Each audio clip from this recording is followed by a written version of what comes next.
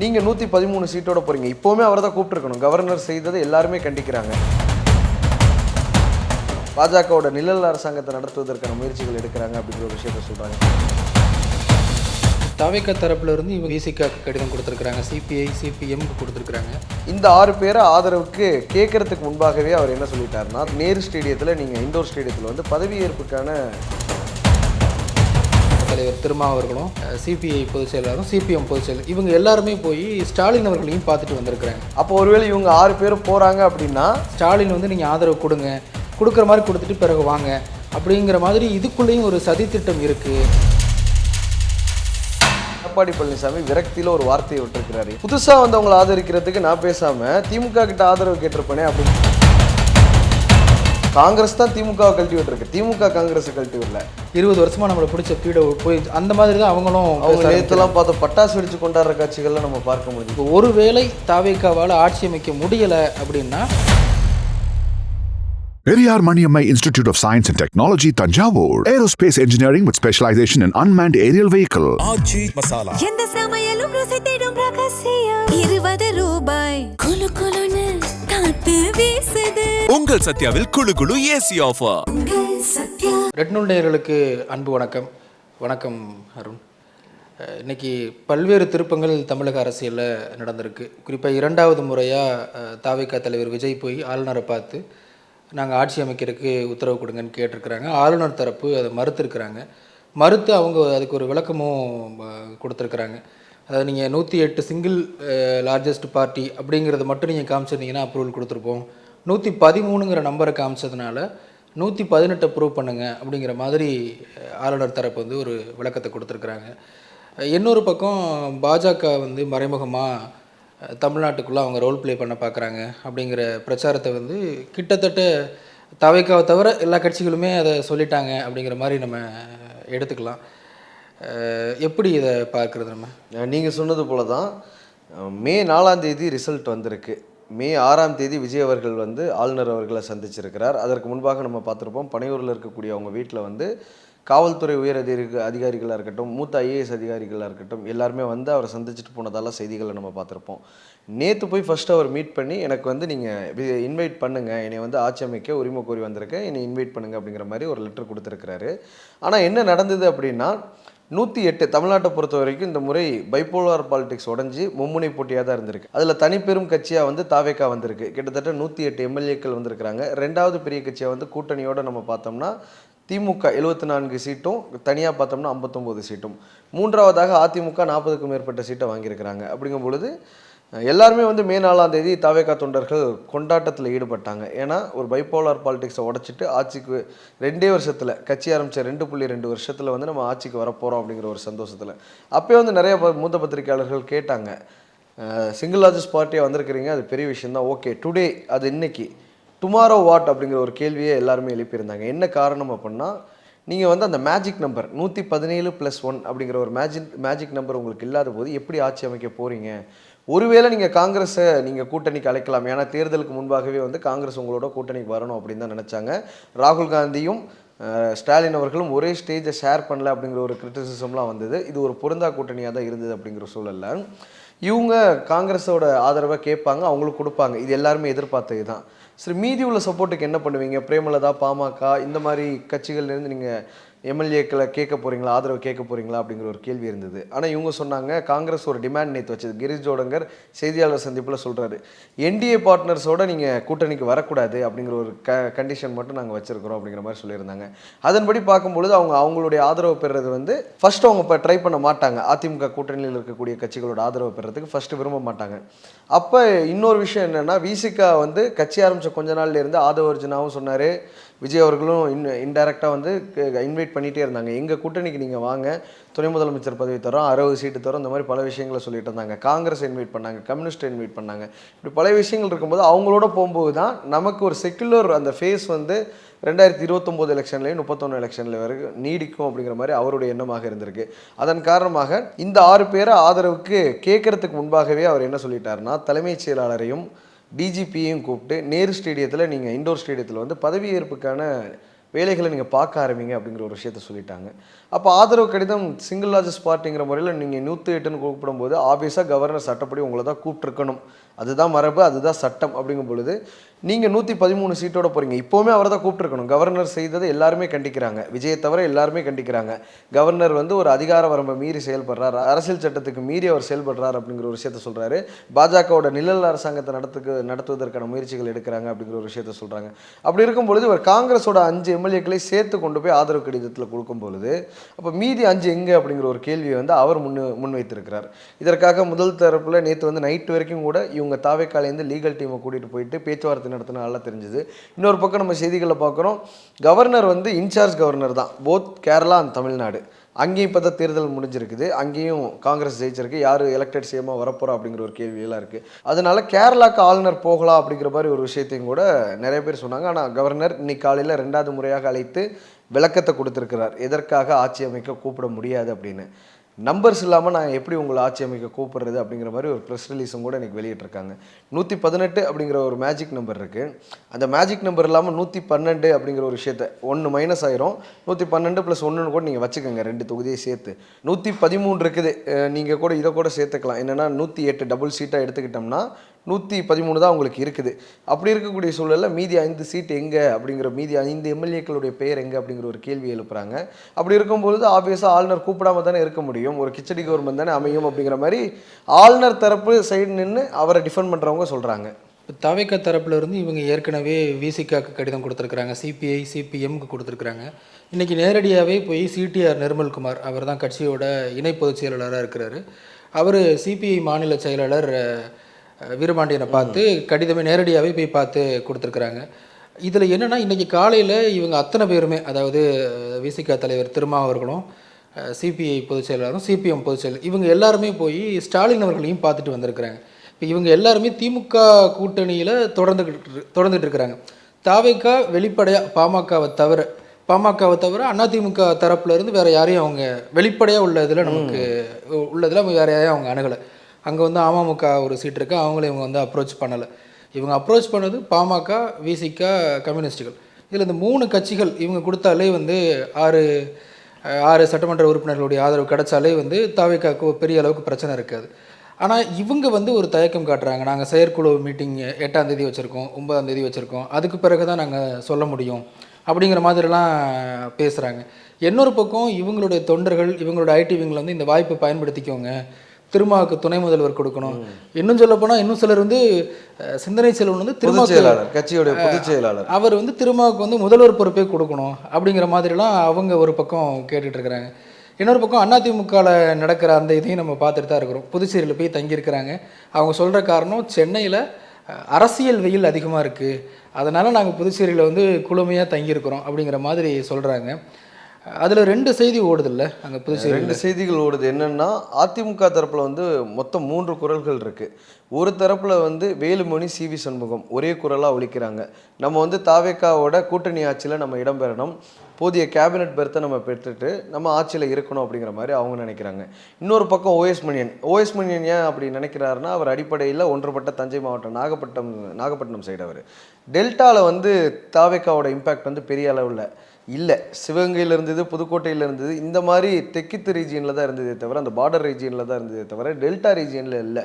அப்படிங்கும்பொழுது அவர் என்ன நினைக்கிறாருன்னா, நம்ம தமிழ்நாட்டை அதிக காலம் ஆண்டிருக்கிறோம், அவர் வந்து நம்மக்கிட்ட ஆதரவு கேட்டிருந்தாருன்னா அது பரவாயில்ல, அவர் காங்கிரஸ் கிட்ட கேட்கும் பொழுது நம்ம ஏன் ஆதரவு தெரிவிக்கணும் அப்படிங்கிற ஒரு விஷயத்த சொல்லியிருக்கிறாரு. இப்படி 2-3 குரல்கள் வரும்போது எடப்பாடி பழனிசாமி விரக்தியில் ஒரு வார்த்தையை விட்டுருக்கிறார். என்னன்னா, புதுசாக வந்து அவங்களை ஆதரிக்கிறதுக்கு நான் பேசாமல் திமுக கிட்ட ஆதரவு கேட்டிருப்பேனே அப்படிங்கிற ஒரு வார்த்தையை சொல்லிட்டார். இல்லாட்டி நான் திமுகவை ஆதரிச்சிருப்பேனே அப்படிங்கிற ஒரு வார்த்தையை சொல்லிட்டார். அதுதான் நைட்டு பூரா வந்து செய்திகளாக வந்தது. அந்த சோர்ஸ் மூலமாக எல்லா ஜேர்னலிஸ்ட்டுக்கும் ஒரு சோர்ஸ் இருப்பாங்க. அதிமுக எம்எல்ஏக்களில் ஒரு சோர்ஸ் வந்து இந்த மாதிரி ஒரு விஷயத்தை பரப்பியிருக்காங்க, எடப்பாடி பழனிசாமி அவர்கள் சொன்னதா. அதுதான் நைட்டு ஃபுல்லாக வந்து எல்லா நேஷனல் மீடியாலையும் சரி, தமிழ்நாட்டில் இருக்கக்கூடிய மீடியாலையும் சரி, அதிமுகவும் திமுகவும் சேர்ந்து கூட்டணி அமைக்க போகிறாங்களா அப்படிங்கிற ஒரு கேள்வி எழுப்புறாங்க. நிறைய பேர் சொல்லியிருந்தாங்க, அப்படி ஒன்று வச்சிங்கன்னா அது தமிழ்நாடு அரசியலோட பிளண்டர். நீங்கள் 2 கட்சியுமே வந்து ஒவ்வொரு கட்சியை எதிர்த்து தான் 50 வருடம் அரசியல் பண்ணியிருக்கீங்க, தொண்டர்கள் உங்களோட இருந்திருக்காங்க. இப்போ நீங்கள் பண்ணும்போது அது தமிழ்நாடு அரசியலை எங்கேயோ கொண்டு போயிடும், பின்னோக்கி கொண்டு போயிடும். அந்த ஒரு விஷயங்கள் இருக்கக்கூடாது அப்படிங்கிற மாதிரி நிறைய மூத்த பத்திரிகையாளர்கள் சொல்லியிருந்தாங்க. இன்னொன்று, மக்கள் மேண்டேட் விஜய்க்கு கிடச்சிருக்கு. நீங்கள் 2 பேரும் வேணாம் அப்படின்னு சொல்லி தான் இளைஞர்கள், பெண்கள் நிறைய பேர் எல்லாரும் வந்து கிட்டத்தட்ட ஒரு 35% வாக்குகள் வாங்கி சிங்கிள் லார்ஜஸ்ட் பார்ட்டியாக வந்திருக்கிறாரு. நீங்கள் மக்களுடைய தீர்ப்புக்கு மீறி செயல்பட்டீங்கன்னா மக்கள் அடுத்த முறை உங்களுக்கு எப்படி வாய்ப்பு கொடுப்பாங்க அப்படிங்கிற ஒரு விஷயத்த சொல்கிறாங்க. ஸ்டாலின் அவர்கள் விளக்கம் கொடுத்துருக்கிறாரு.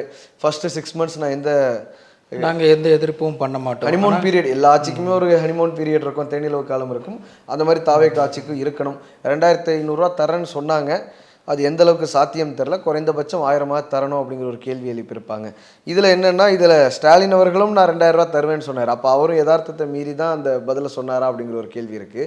இன்னொரு பக்கம் நீங்கள் சொன்ன மாதிரி தான் விசிகா திருப்பூர் எஸ்எஸ் பாலாஜி அந்த கட்சியினுடைய பொருளாளர், அவர் வந்து காங்கிரஸ் போனது தவறு அப்படின்னு தான் சொல்கிறார். காங்கிரஸ் எடுத்ததே தவறுங்கிறார். காங்கிரஸ் எடுத்த நிலைப்பாடு தவறுங்கிறாரு. அந்த கட்சியுடைய முதன்மை செயலாளர் முன்னாள் சட்டமன்ற உறுப்பினர் ஆலூர் ஷானவாஸ் அவரும் சொல்கிறார் காங்கிரஸ் பண்ணது துரோகம். திமுக எத்தனையோ முறை அவங்கள பேக் பண்ணியிருக்கும் போது, ஒரு நெருக்கடியான காலகட்டத்தில் முதலமைச்சரே தோர்த்திருக்கும் போது நீங்கள் டக்குன்னு ஒரு 2 அமைச்சர் பதவிக்காக போகிறீங்க அப்படிங்கிறது எந்த அளவில், அப்போ தேசிய அளவில் திமுக இவ்வளவு நாள் இந்தியா கூட்டணியில் இருந்ததுக்கு என்ன பொருள்? அப்போ நீங்கள் குறுகிய கால அரசியலை தான் பண்ணுறீங்களா அப்படிங்கிற ஒரு விஷயத்த சொல்கிறாங்க. பாஜகவும் இதில் கையில் எடுத்திருக்காங்க. திமுகவை காங்கிரஸ் பேக் ஸ்டாப் பண்ணிருச்சு அப்படிங்கிற ஒரு விஷயத்தை எடுத்திருக்காங்க. உங்களுக்கு நல்லா தெரியும் 2027 பிப்ரவரி மார்ச் மாதம் வந்து 5 மாநில தேர்தல் வரும். உத்தராகண்ட், உத்தரப்பிரதேஷ், பஞ்சாப், கோவா, மணிப்பூர் ஆகிய 5 மாநிலங்களுக்கு வந்து தேர்தல் வரும். அங்கே அகிலேஷ் யாதவ் கிட்டத்தட்ட அவருக்கு ஒரு சான்ஸ் இருக்கிறதா பார்க்குறாங்க உத்தரப்பிரதேசில். இதை மோடி பிரச்சாரத்தில் முன்வைப்பார். இதே மாதிரி தான் நாளைக்கு உங்களை முதுகில் குத்திட்டு மாயாவதியோடு போய் காங்கிரஸ் சேரும், நீங்கள் வேணால் பாருங்கன்னு சொல்லி அது எந்த மாதிரியான தேசிய அரசியல் எதிரொலிக்குதுன்னு பார்க்கலாம். ஆனால் எப்படி இருந்தாலும் இந்த 6 சீட் இருந்தால் தான் இந்த மேஜிக் நம்பர் கிடைக்குங்கும் பொழுது இந்த பேச்சுவார்த்தை ஆரம்பிச்சிருக்கிறாங்க. ஆனால் அங்கே இருக்கக்கூடிய கட்சிகளே வந்து எதிர்ப்பு தெரிவிச்சிருக்காங்க. ஸ்டாலின் அவர்களை பார்த்துட்டு இன்னொரு விஷயத்த சொல்கிறாங்க, என்னென்னா நாங்கள் கலந்து ஆலோசனை பண்ணி தான் முடிவெடுப்போம் அப்படிங்கிற ஒரு விஷயத்தை சொல்கிறாங்க.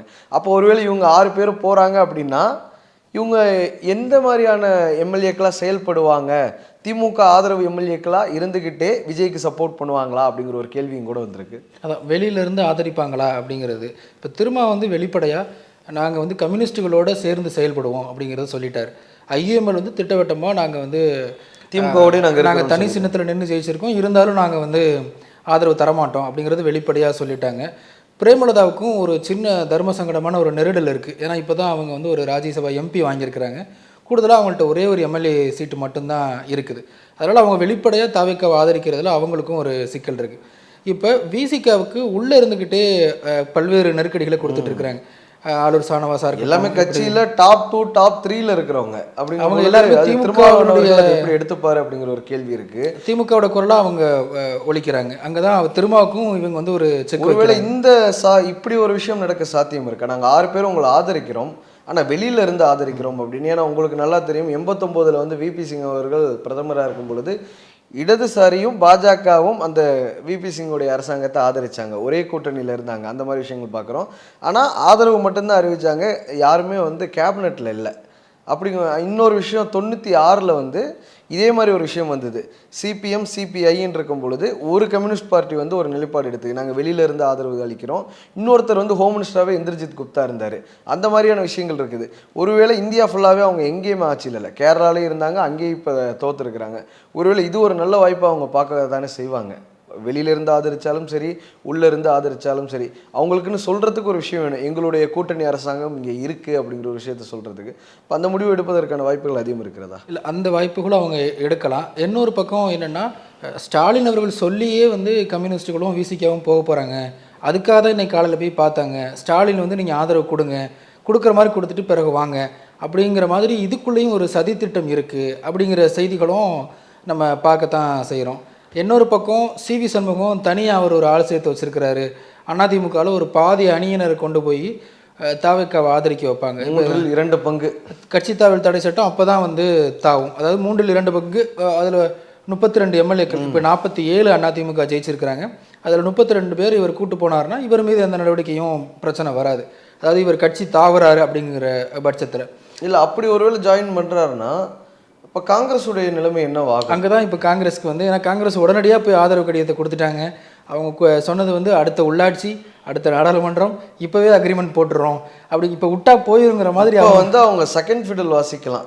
காங்கிரஸ் ஒரு சபார்டினேட் மாதிரி அந்த கவர்மெண்ட்டில் இருக்கலாம். ஒருவேளை அதிமுக வந்து இவங்க ஜூனியர் பார்ட்னர் ஆயிட மாட்டாங்களா காங்கிரஸ்? தேர்ட் பார்ட்டி நிச்சயமா. ஏன்னா காங்கிரஸ்க்கு இருக்கிறது வெறும் 5 சீட்டு மட்டும்தான். காங்கிரஸை வந்து தேர்தலுக்கு முன்னாடி விஜய் தரப்புல இருந்து எவ்வளவோ பேசி பார்த்தாங்க. கிட்டத்தட்ட வெளிப்படையாக ராகுல் காந்தி தாவேக்காவோட போகணும் அப்படி தான் விரும்பினார். ஆனால் சோனியா காந்தியும் கார்கே அவர்களும் இங்கே இருக்கக்கூடிய செல்வ பெருந்தகை ப சிதம்பரம் இவர்கள் எல்லாருமே திமுகவோட தொடரணும் அப்படிங்கிறத நினச்சாங்க.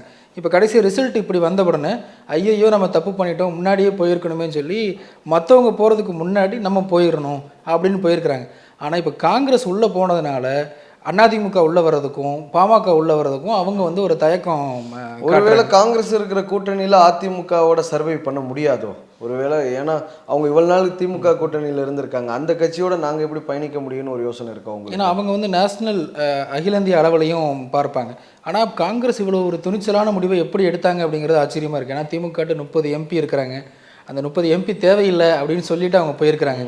ஏன்னா இந்த 30 மைனஸ் பண்ணோம்னா ஒட்டுமொத்தமாக காங்கிரஸ்க்கு வந்து பாராளுமன்றத்தில் 100 எம்பிக்கள் தான். இந்தியா கூட்டணி 240 இருக்கிறது, கிட்டத்தட்ட 210 மாறும். ஸோ அந்த சிக்கல் வந்து அவங்களுக்கு இருக்குது. இவ்வளோ போய் ஒரு துணிச்சலான ஒரு முடிவை இவங்க வந்து எடுத்திருக்கிறாங்க. இல்லை இது கை கொடுக்குமா? ஏன்னா 2029 எலெக்ஷன் வரைக்கும் நாங்கள் கூட்டணியில் தொடருவோம் அப்படின்னு சொல்கிறாங்க. இந்திய அளவில் வந்து ஸ்டாலின் அவர்கள் ஒரு தமிழ்நாட்டின் முகமாக, அடுத்த பிரதமரின் முகமாக அப்படியெல்லாம் அறியப்பட்டவர் கடந்த காலங்களில். அஃப்கோர்ஸ் அவருடைய சொந்த தொகுதியிலே இப்போ தோற்றுருக்கிறார். ஆனால் கடந்த காலங்களில் இப்படியெல்லாம் சொன்னாங்க. மம்தாவோ பினராயியோ அல்லது ஸ்டாலினோ அந்த இந்தியா கவர்மெண்ட்டை லீட் பண்ணணும், ஒருவேளை வந்தா இல்லை ஒரு கன்வீனியராவது இருக்கணும் அப்படிங்கிற ஒரு விஷயத்த சொன்னாங்க. காங்கிரஸ் இந்த முடிவு எடுத்தது வந்து காங்கிரஸ் தான் திமுகவை கல்டிவேட் இருக்கு, திமுக காங்கிரஸை கல்டிவேட்ல. இந்த ரிஸ்க்கை எடுத்ததுக்கான காரணம் என்ன? இன்னொரு பக்கம் திமுக தரப்பினர் வந்து அவங்க ஹாப்பியாக தான் இருக்கிறாங்க. நம்ம வந்து ஒரு தேவையில்லாத ஒரு சுமையை எத்தனை வருஷமாக தூக்கி சுமந்திருக்கோம், 20 வருஷமாக நம்மளை பிடிச்ச பீடை போய் அந்த மாதிரி தான் அவங்களும். அவங்க நேற்றுலாம் பார்த்தோம், பட்டாசு வெடிச்சு கொண்டாடுற காட்சிகள்லாம் நம்ம பார்க்க முடிஞ்சது காங்கிரஸ். அவங்களுக்கு அது இதாக தான் இருக்குது. இப்போ தாவேக்காவுக்கு இது பலன் தருமா? ஏன்னா இவங்க 5 பேர் தான் இருக்கிறாங்க, கூடுதலாக 7 பேர் வேணும். 7 பேர் வேணும் அப்படிங்கிறதுல வந்து 6 பேர் திருமாவோ அல்லது சிபிஐ சிபிஎம்மோ வந்தாங்கன்னா, இவங்க ஒருவேளை அமைச்சரவையில் இடம் பெறலை அப்படின்னா, வெளியிருந்து ஆதரவு கொடுத்தாங்கன்னா தொடர்ந்து வந்து பாஜக எதிர்ப்பை நீங்கள் பேசணும் அப்படிங்கிற ஒரு ப்ரெஷரை வந்து விஜய்க்கு கொடுத்துக்கிட்டே இருக்கு. ஏன்னா இப்போவே ஆளூர் சனவாஸ் என்ன கேட்குறாருன்னா, உங்களை ஆட்சி அமைக்க கூப்பிடலன்னா நீங்கள் தாங்க ஃபஸ்ட்டு போய் குரல் கொடுக்கணும். எல்லாரும் ஏன் இவர் ஸ்டாலின் கூட சொல்லிட்டாரு, நாங்கள் 6 மாதம் எந்த டிஸ்டர்பன்ஸும் கொடுக்க மாட்டோம், தாவேக்கா வந்து ஆட்சி அமைக்கிறதுக்கு ஆளுநர் முறைப்படி கூப்பிடணும் அப்படின்னு சொல்கிறாரு. நீங்கள் எதுவுமே பேச மாட்டேங்கிறீங்களே, ஒன்றிய பாஜக அரசையும் சரி இங்கே இருக்கக்கூடிய ஆளுநரையும் எதிர்த்து எதுவுமே பேச மாட்டேங்கிறீங்களேன்னு ஆளூர் ஷானவாஸ் கேள்வி எழுப்பியிருக்கிறார், அந்த கட்சியினுடைய முதன்மை செயலாளர். அப்படிங்கும்பொழுது அது எப்படி இருக்கும்? ஏன்னா விஜய் கடுமையான பாஜக எதிர்ப்பு அரசியலை எங்கேயுமே பேசினது கிடையாது. கொள்கை எதிரி பாஜக அப்படிங்கிற அந்த வார்த்தையை தவிர எங்கேயுமே காட்டமாக பாஜகவை இதுவரைக்கும் விஜய் வந்து விமர்சிக்கலை. இப்போ அவர் வந்து முதலமைச்சராக பொறுப்பேற்க போகிறார். அப்படி இருக்கக்கூடிய சூழலில் இனிமேலும் பாஜகவை எதிர்ப்பார் அப்படிங்கிறதெல்லாம் நம்ம பார்க்க முடியாது. இப்போவே வந்து பிஎம் ஸ்ரீ அந்த திட்டத்துக்கு வந்து ஒரு கெடு விதிச்சிருக்காங்க. இதுக்குள்ளே நீங்கள் எந்த இது அக்செப்ட் பண்ணணும், இதை அமல்படுத்தணும் அப்படிங்கிற மாதிரி ஒரு நெருக்கடி விடுவிக்க முடியுங்கிறாங்க. 3500 கோடி அப்போ தான் நாங்கள் விடுவோம் சமூக சிக்ஷாலங்கிறாங்க. என்ன முடிவெடுக்க போகிறார் அப்படிங்கிறது அதுக்கப்புறம், அதெல்லாம் கூட அரசு அமைச்சு அதுக்கப்புறம் இந்த விஷயத்துக்கு முதல்ல அவங்க தானே குரல் கொடுத்துருக்கணும் அப்படிங்கிற ஒரு கேள்வி இருக்குல்ல. கிட்டத்தட்ட திமுக கூட்டணி இருக்கக்கூடிய கூட்டணி கட்சிகளை தான் மீண்டும் தாவேக்கா வந்து அணுக முடியும் வரும் அப்படிங்கிற மாதிரியான ஒரு கணக்கு தான் இன்றைக்கி சூழலில் இருக்குது. அதிமுக வந்து காங்கிரஸ் வெளியே போனால் அதிமுக வரும் அப்படிங்கிற மாதிரியான பாசிபிலிட்டி இருக்குது. இதை தவிர்த்து வெளியே பார்த்தோம்னா பாஜகவுக்கு ஒன்றே ஒன்று இருக்குது, அதை வச்சு இவங்க ஒன்றும் பண்ண முடியாது. அமமுக அவங்க கிட்டத்தட்ட ரெடியாக தான் இருக்கிறாங்க. விஜய் அப்ரோச் பண்ணால் அந்த ஒரு எம்எல்ஏ ஆதரவு தர்றதுக்கு அவங்க கிட்டத்தட்ட ரெடியாக தான் இருக்கிறாங்க. ஆனால் இவங்க இது வரைக்கும் அமமுக தரப்பை விரும்பலை. இன்னொரு விஷயம் வந்து நீங்கள் 113ங்கிறது கவர்னருக்கு சட்டப்படியாக ஒரு விஜய் தான் கூப்பிடணுங்கிறத நம்ம சொல்கிறோம், மரபுப்படியும் அவரை தான் கூப்பிடணும். இந்த 108+5ங்கிறத வேறு 5 காமிச்சிருந்தீங்கன்னா இந்நேரம் உங்களுக்கு அழைப்பு விடுத்திருப்பாருன்னு தான் நான் நினைக்கிறேன். நீங்கள் காமிச்ச எல்லாருமே காங்கிரஸ் எம்எல்ஏக்களாக இருக்கிறாங்க. சவுத்தில் நம்ம பார்க்குறோம், பாண்டிச்சேரியை விடுங்க, அஃப்கோர்ஸ் பாஜக கூட்டணி அரசாங்கம் இருக்குது. ஆந்திரா விடுங்க, சந்திரபாபு நாயுடு பாஜக கூட்டணியில் தான் இருக்கிறார். தெலுங்கானாவாக இருக்கட்டும், கேரளாவாக இருக்கட்டும், இப்போ தமிழ்நாட்டிலேயே கூட்டணி அமைஞ்சதுன்னா அங்கேயும் காங்கிரஸோடைய கூட்டணி அரசாக தான் இருக்கும். இன்னொரு மாநிலம் வந்து கர்நாடகாவாக இருக்கட்டும், சித்தராமையா காங்கிரஸ் முதலமைச்சர் தான் இருக்கார். அப்படிங்கும்போது தென்னிந்தியாவில் காங்கிரஸ் வளருவதை மோடி ஆபீஸாக விரும்ப மாட்டாருங்கிறது எல்லாத்துக்குமே தெரியும் பொழுது மிகப்பெரிய ஒரு பிளண்டரை விஜய் பண்ணிட்டாரா? இல்லை, இன்னொரு பக்கம் மக்கள் எப்படி பார்க்குறாங்கன்னா, நம்ம வந்து ஒரு மெஜாரிட்டி கொடுத்துருக்கோம், ஆனால் விஜய் இவங்க வந்து ஆட்சி அமைக்க விட மாட்டேங்கிறாங்க அப்படிங்கிற ஒரு ஆதங்கம் வந்து வர ஆரம்பிச்சிருச்சு. இப்போயே நேரு ஸ்டேடியத்தில் போய் நிற்கிறாங்க, விஜய் வீட்டு வாசலில் நிற்கிறாங்க. காவல்துறையினர் வந்து நீங்கள் கலைஞ்சு போங்கன்னு சொன்னால் நான் ஓட்டு போட்டிருக்கேன், என் தலைவர் வந்து பொறுப்பேற்கிறத நான் பார்த்துட்டு தான் போவேன் அப்படிங்கிற மாதிரியான ஒரு எமோஷ்னல் ஸ்டேட்டுக்கு வந்துட்டாங்க. இப்போ ஒருவேளை தாவேக்காவால் ஆட்சி அமைக்க முடியலை அப்படின்னா மக்களுடைய ஆதரவு இன்னும் அமோகமாக வந்துடும். இந்த முறை ஒரு 10 சீட்டில் விடுறாரு அப்படின்னா அடுத்த முறை வந்து மெஜாரிட்டியோட கூடுதலாக 50 சீட்டு கூட ஒரு ஜெயிக்கிற அளவு கூட வரலாம், ஒரு ஸ்வீப்பாக கூட வரலாம். ரீஎலெக்ஷனை எந்த கட்சியும் இப்போதைக்கு விரும்பாதுங்கிறது யதார்த்தம். அப்படிங்கும்பொழுது விஜய்க்கு தான் அந்த வாய்ப்பு பிரகாசம். அந்த நெருக்கடியை தான் கட்சிகளும் நினைக்கிறாங்க. நம்ம திருப்பி ஒரு தேர்தலை நம்ம வந்து விஜய்க்கு ஆதரவு கொடுக்காம போயிட்டோம்னா மக்கள் நம்ம மேலே இன்னும் வெறுப்பாயிருவாங்க. அதனால இந்த அரசாங்கம் அமையணும், இந்த அரசாங்கம் இன்னும் சிலர் வந்து 5 ஆண்டுகள் கூட தொடரட்டும் அப்படிங்கிற மாதிரி இவங்க எதிர்பார்க்க. இந்த சிஎம் கான்வாய் எல்லாத்தையுமே வந்து திரும்ப பெற்றுட்டாங்க அப்படிங்கிற ஒரு செய்தி வந்தது. அந்த கட்சியில் இருக்கக்கூடிய இணை பொதுச் செயலாளர் சி.டி. நிர்மல்குமார் வந்து என்ன சொல்றாருன்னா, அப்படியெல்லாம் நடக்கல, விஜய் தான் வேணான்னு சொன்னாருன்னு. எதிர்த்தரப்புலேருந்து என்ன விமர்சனம் வைக்கிறாங்களா, வேணான்னா இப்போ நான் மே 4ஆம் தேதியில நீங்கள் சொல்லியிருக்கணும் அப்படிங்கிற மாதிரி ஒரு விஷயத்த சொல்கிறாங்க. 2 நாள் நீங்கள் வச்சுக்கிட்டீங்க, நேற்று ஏதோ ஒரு நெருக்கடியா அதனால நீங்கள் வேணான்னு சொன்னீங்களா. ஏன்னா கவர்னரும் வந்து டிஜிபியை கூப்பிட்டு கேட்குறாரு அப்படிங்கிற ஒரு செய்திகளை நம்ம பார்த்தோம். இணையத்தில் எல்லாத்துலேயுமே அது வைரல் ஆனிச்சு. அந்த விஷயங்கள் வந்து முதலமைச்சர் என்ன பதவி ஏற்றுக்கவே இல்லை, நீங்கள் எப்படி கான்வாயை டைரெக்டாக அனுப்பலாம் அப்படிங்கிற ஒரு கேள்வி இருந்தது. ஒரு ஸ்டேபிள் கவர்மெண்ட் வருமா வராதாங்கிற ஒரு கேள்வி இருக்குது. நீங்கள் எப்படி நேரடியாக ஒரு அனானிமஸாக வந்து நீங்கள் போய் ஆதரவு தெரிவிக்கிற மாதிரி பண்ணுறீங்களா அப்படிங்கிற ஒரு கேள்வி கேட்டதாக கூட செய்திகளை நம்ம பார்க்க முடிந்தது. தமிழக அரசியலில் ஒரு புதிய திருப்பமாக 3வது ஒரு பெரிய கட்சியை மக்கள் அங்கீகரிச்சிருக்கிறாங்க. ஆனால் அது சிங்கிள் லார்ஜஸ்ட் மெஜாரிட்டி கிடைக்காததுனால இங்கே பல்வேறு குழப்பங்கள் நடந்துக்கிட்டு இருக்குது. ஒவ்வொரு நாளும் ஒவ்வொரு திருப்பங்களை நம்ம பார்த்துட்ருக்குறோம். நாளைக்கு என்னென்ன நடக்குது அப்படிங்கிறத நம்ம பார்க்கலாம். Periyar Maniammai Institute of Science and Technology, Tanjavur. Aerospace engineering with specialization in unmanned aerial vehicle. ஆச்சி மசாலா. எந்த சமையலும் ருசி தேடும் ரகசியம் 20 ரூபாய். குலு குலுன்னு காத்து வீசுது. உங்கள் சத்யாவில் குளு குளு ஏசி ஆஃபர். உங்கள் சத்யா.